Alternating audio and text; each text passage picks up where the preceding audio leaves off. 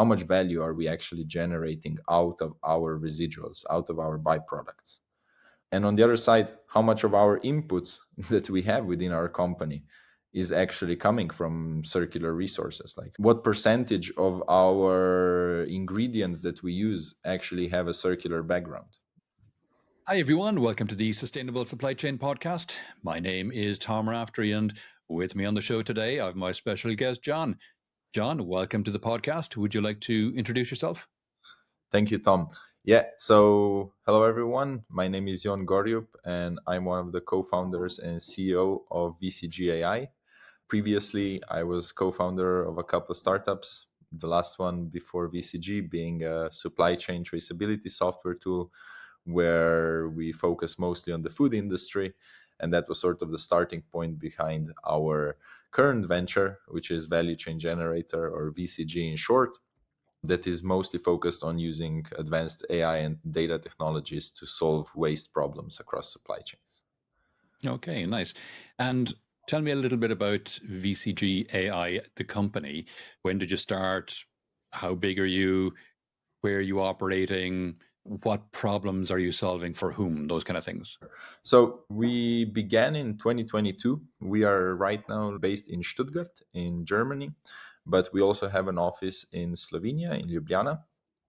We are right now a team of 18 people. We just closed our first bigger funding round of 2.5 million euros, winning the Congrats. EIC accelerator. Right now, if you look into upcycling or valorization of different byproducts and waste in the bio-based industries, there are really thousands of possible combinations of different processes for upcycling different waste streams or byproducts, different market applications. And evaluating all of that by hand is super time consuming and expensive process. And we are automating that with our AI technologies so that we can understand what are the most feasible processes and new opportunities for valorization of individual streams of byproducts and waste. Where are the biggest market opportunities for that, and understanding it in the very technical aspect. So everything from conversion factors to what sort of conditions will result in highest yields, what sort of pre-treatment is needed. So going into very granular analysis and evaluation of different techno-economic and climate aspects, something that is super critical to our work. The other point is that understanding where the supply and demand actually meet is also something that is very critical. And so what we are doing is we are developing this extensive map of resources and material flows across different regions. So for example, in Germany, we already have over 1 million companies for which we are evaluating the material flows. So that gives us a very good insight in terms of how the new partners can connect once we know, okay, what sort of valorization process is very suitable for certain type of waste, or how can you reverse engineer. For example, if I'm a personal care brand, I have certain ingredients that I use. How can we start using more circular, more sustainable inputs in that regard? A lot of companies traditionally view waste as just a byproduct to get rid of. But we're starting to see a shift now towards seeing waste as a valuable resource in supply chains.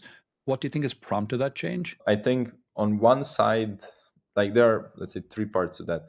First is, of course, right now, every company, or at least the larger companies, are starting to consider a lot more the climate impact, not only in their production process or within their sort of scope 1 and scope 2, but really in their scope 3.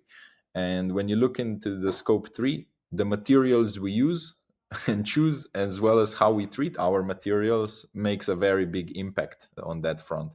And so that for sure prompted a big change in terms of how we view these residuals that are generated throughout the production chains.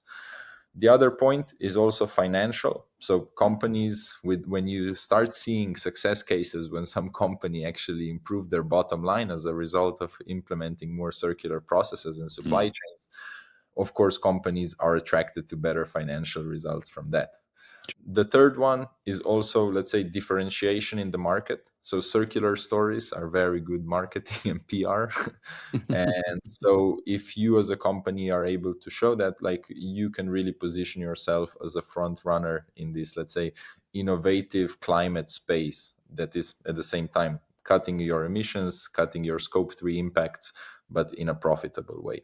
Nice, nice. And in the context of food production value chains, what typically happens to industrial byproducts and waste, and how does this impact both the environment and the bottom line? Sure. So that really depends on where you are located or in what locations you're looking into. If we are talking sort of like Central Europe, a lot of it is going into feed, for example. So through basic pre-processing, it can be adapted to feed applications. It's going into biogas. A lot is going into that.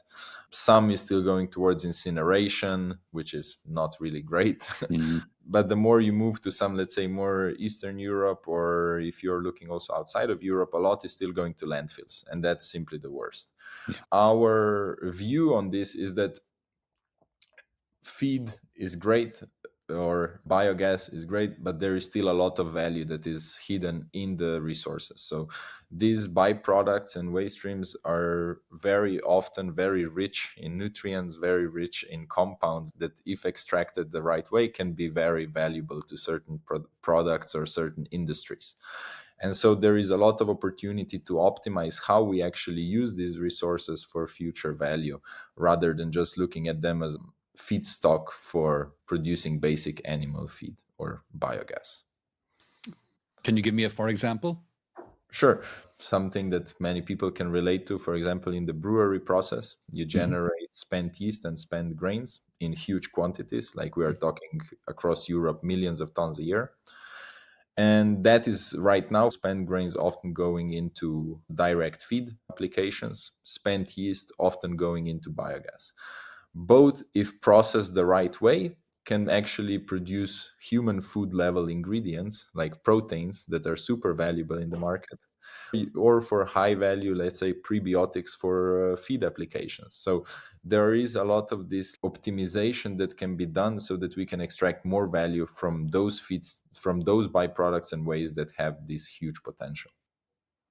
Okay, if I am, to use your example, a brewer and I am producing these millions of tons of yeast and grain, am I the one who then upcycles it for, or do I find someone else who can do it? How does that work? Sure. So maybe just correction, one brewer will not have millions of tons, but they will have Okay. tens of thousands of tons. Nevertheless, it really depends. Certain companies, like for example, what we are seeing in the dairy industry, they are doing it themselves. Somebody that is producing cheese is producing a lot of whey, and that through certain processes, they extract and produce sort of whey protein concentrates or lactose or similar. However, with other industries, like for example, breweries, based on the material composition of a specific waste stream on one specific brewery, we can sort of figure out the optimal processes and business models behind that. We work then with an external network of these processors whose job is to do the processing. So most of the times the brewer itself will not do the further processing of their byproducts, Mm. but by collaborating with the right processors and by collaborating with the right new supply chain partners in this new circular economy, let's say, scope, they can actually achieve the benefits. They can achieve that they can sell their byproducts and waste at higher value. They can enjoy the scope 3 impact reduction and so on. Hey, cool, cool. And you're using, I mean, your company name is VCG AI. You're similar to design optimal circular value chains. Can you explain how AI is revolutionizing the way we approach sustainability and supply chains? Sure. So in our case, it's like you can imagine that now, if I'm the brewery, I have spent yeast. There are multiple different processes and multiple different market applications that are the most suitable for that can be developed out of it.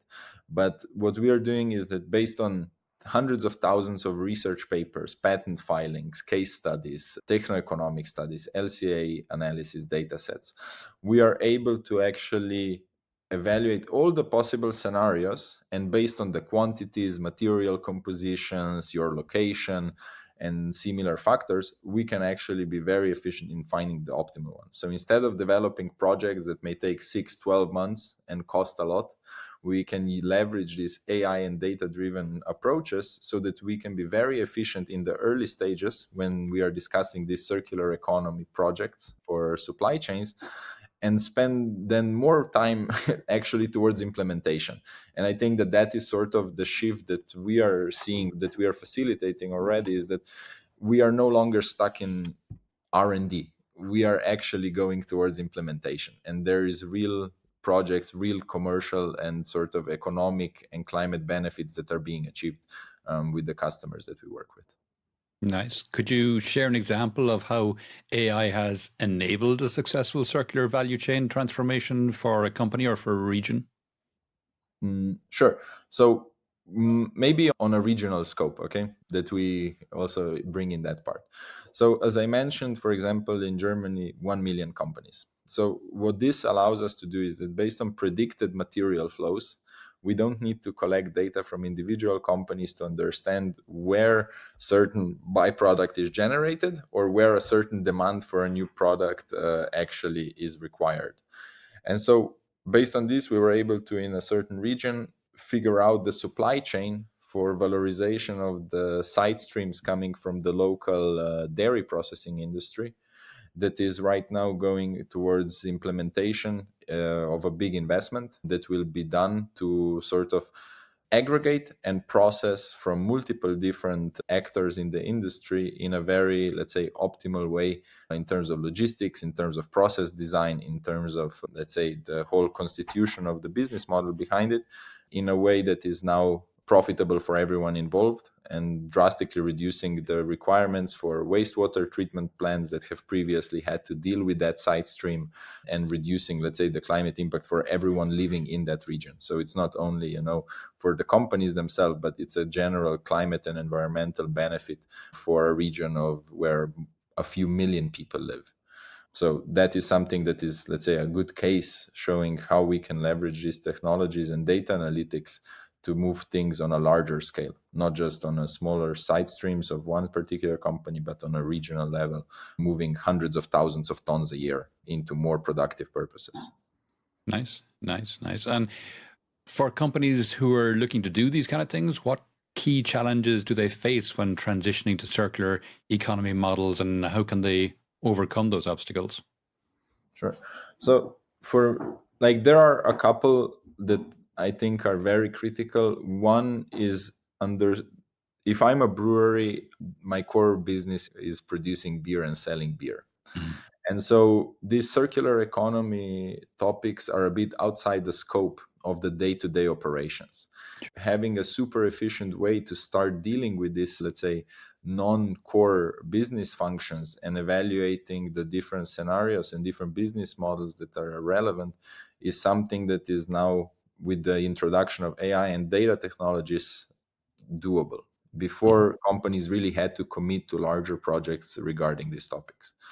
The other point is, of course, regulations. Every country, at least in Europe, has their own sort of set of regulations, how certain byproducts or waste streams can be processed, what is allowed, what is not.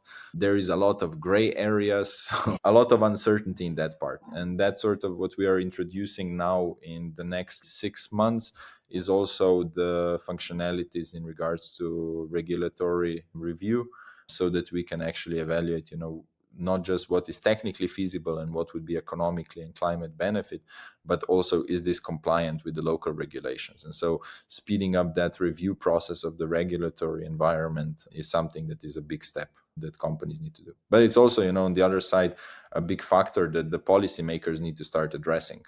Mhm. And realizing that the same way that companies realize that waste is no longer just something to get rid of, but is something that is a resource, the regulations need to address that as well. Okay, and start pushing companies into realizing that it's a resource. Yeah, same. It's a bi-directional effect that will come to a real, let's say, large-scale change. Sure, sure. And in your view, how crucial are supply chains and value chains in driving circular economy transformation on a global scale? Yeah, I mean, like, everything is a supply chain. In some cases that we are working on, the resource can be reused within the same production process. With a certain type of processing involved, a company can reuse some of their byproducts for a different, let's say, input material.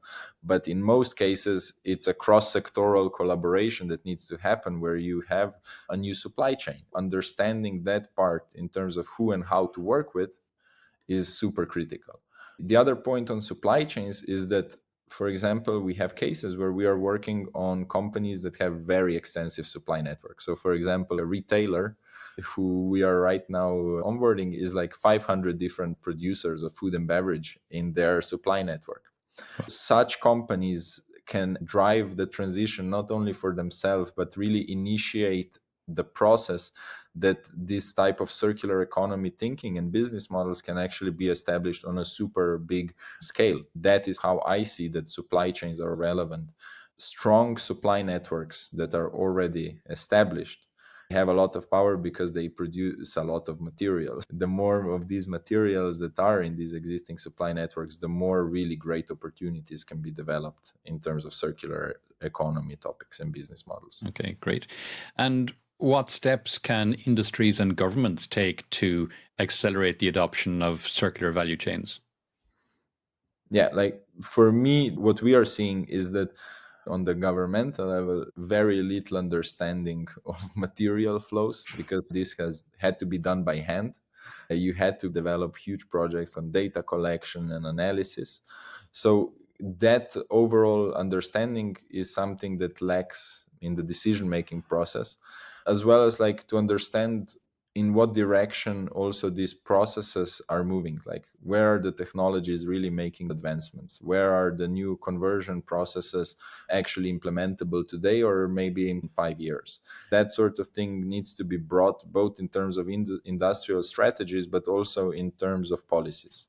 So that's for me the biggest sort of trends that are right now stopping it, Mhm. or factors that are prohibiting large scale deployment, but that we are at the same time trying to solve on our side with our approaches and technologies.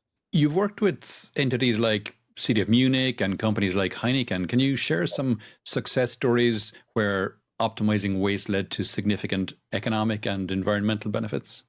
Yeah, sure. So, for example, we have cases where we are able to, based on the new matches and new valorization processes, let's say we had a case where we went from about €5 per ton or €6 per ton of a certain byproduct that was achieved by the company previously, to figure out a way how they can get around €25 per ton. And Mm. so that is a really big, let's say almost times five in terms of economic value. And at the same time, when you multiply that by tens of thousands of tons, you are going into a quite significant revenue stream for the company. So those type of jumps in value are absolutely possible once you start thinking of the byproduct as not only something that, okay, with the easiest possible solution, let's go get rid of it and not think about it. When you start thinking about it as a real resource that your company has. Very good. And you were recognized by the European Innovation Council as one of the top innovators, being awarded €2.5 million. Why do you think that was? What sets your approach apart? Yeah. I think that this is a nascent industry or a nascent sort of topic Mm. that a lot of people are approaching in a very manual way. And what we have seen with these climate actions is that we don't really have much time. If we want to do some positive impact in the next 5, 10 years, we really need to move. And we are leveraging the right technologies and the right approaches that can make it scalable. Our solution can work for tens of thousands of companies at the same time without needing 100 people or 1,000 people team to deal with it. We can be super efficient in supporting the circular economy transition and climate impact realization, not just to stay on the analysis stage, but how can we realize it? How can we reduce in the next 10 years 100 million tons of CO2 through the circular business models that are facilitated through VCG. How can we go ahead and valorize 100 million tons of byproducts and waste? It's going to be very difficult to do if we are approaching it from a case by case manual way. That was one of the biggest reasons why I believe we were selected among, I think it was this year, 50 companies from over 4,000 companies that applied. Wow. And that really, I think, made us stand out. The other point is that we are really, let's say, our team is bridging the real domain expertise. So we have our team of biotech and biochemical engineers, as well as a team of data scientists that are basically collaborating very closely together so that we can ensure that whatever we are doing in terms of our data science and AI part, that actual has expert validation, that it's not like a GPT provided answer, but that it really has some scientific value and some very technically validated parameters that we are evaluating. Nice. I don't know if you are familiar, I'm sure you are familiar with the movie The Matrix and how Neo sees the code behind the reality. Does AI allow us to see the code behind waste, revealing opportunities we couldn't perceive before? So it's unfortunate that today I cannot show some nice graphics, but we have, in our database, this enormous graph of how different resources and processes connect into new different possibilities. Hmm. There are thousands of nodes. We currently cover over 250 different byproducts and waste streams, over 150 different conversion processes and market applications. You can just compound that. What we are building is this huge data space and knowledge base that is covering every possible scenario in terms of waste valorization. And that's how we see, that it's the DNA of the circular economy that we are putting together. And I think that's quite exciting. Hey, great, great. And how do you see it proceeding? How do you see the intersection of AI and sustainable supply chains evolving over the next decade? Are there any exciting developments we should anticipate? Yeah, so maybe like one is more, let's say, direct integration into the existing supply chains and supply networks, because that will actually be the mandatory, or let's say, step so that we can actually implement it. The other one is on the level of something that we call, like, let's not use the buzzwords, like whenever we have a case that has been done or validated with a certain company, it provides a feedback loop back into our system. And so in the next 10 years, it's not only going to be data that we process, it's not only going to be data extracted from scientific literature or patent filing and so on, but there is going to be a lot more of reinforced learning back into the system from the validated data set of working directly on specific waste streams, on specific opportunities with individual companies. And I think that part of the AI will definitely evolve over the next 10 years and make the systems 100 times more powerful than they are today. Fantastic. And for companies who are hesitant to adopt AI-driven solutions in their sustainability efforts, what advice would you offer to help them take their first steps? I wouldn't think of it as using AI. I would think of it as like taking the smart way or let's say taking the efficient way of dealing with a certain problem and figuring out the most optimal way of dealing with a certain byproduct and utilizing that as a resource. The AI is there as a supporting technology. Like, the AI is there so that we can do our work in a couple of days instead of months. And that is, I think, the fear should not be that the AI will take over anybody's job or that the AI will infiltrate your supply chain data and so on. It's more about, like, how can you introduce efficiency into these new processes, and how can you introduce better innovation and better spending of innovation money within your company so that you get better results. What metrics or KPIs should companies focus on to measure the success of their sustainability initiatives in supply chain, and how can they ensure continuous improvement?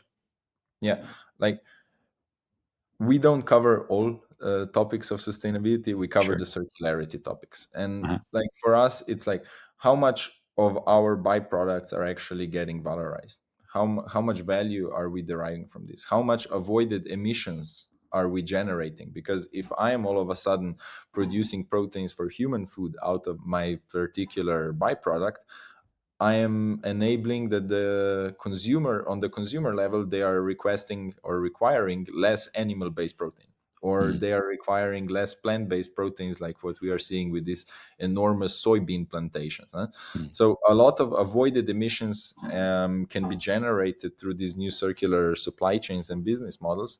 And that should definitely be on the priority list of KPIs to track. The other one, of course, is economics. Like, no company will do something green just because it's green. There has to be some sort of economic value derived from our circular economy initiatives. And Mm. so those are very critical to factor in as well. How much value are we actually generating out of our residuals, out of our byproducts?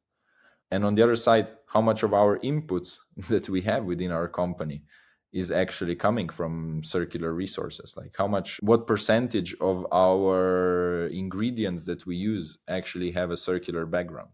I think that is also a very critical, important factor in the industry, not Okay. just in the food and beverage, also in chemical industry, for example, or pharmaceutical industry and similar.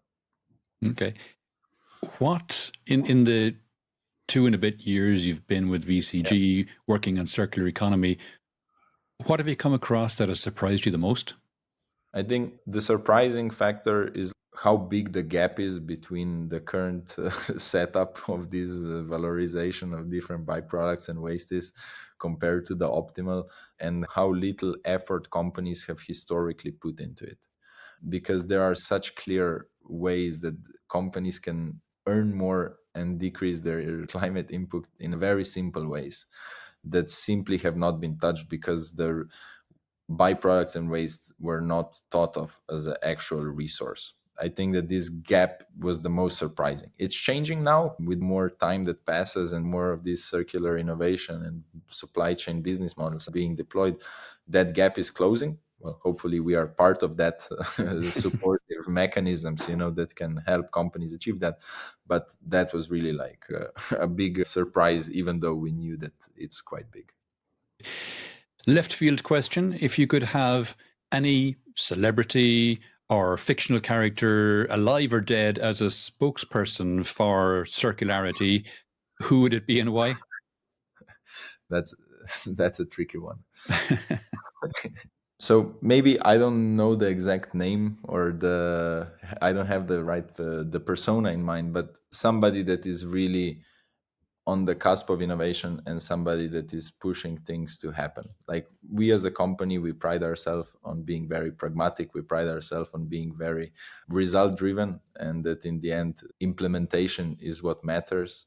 And I think that the spokesperson should resemble that, or should embody it in their activities, in their persona.